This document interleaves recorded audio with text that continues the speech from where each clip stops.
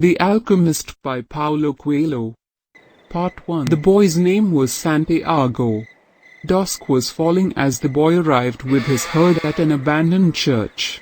The roof had fallen in long ago, and an enormous sycamore had grown on the spot where the sacristy had once stood. He decided to spend the night there.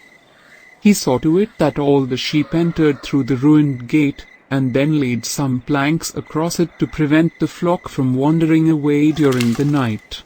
There were no wolves in the region, but once an animal had strayed during the night, and the boy had had to spend the entire next day searching for it. He swept the floor with his jacket and lay down, using the book he had just finished reading as a pillow.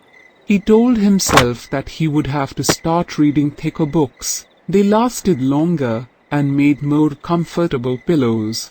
It was still dark when he awoke, and, looking up, he could see the stars through the half-destroyed roof. I wanted to sleep a little longer, he thought.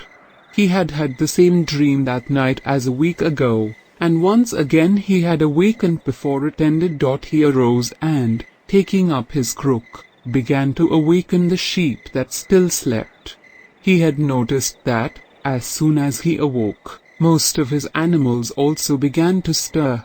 It was as if some mysterious energy bound his life to that of the sheep, with whom he had spent the past 2 years, leading them through the countryside in search of food and water.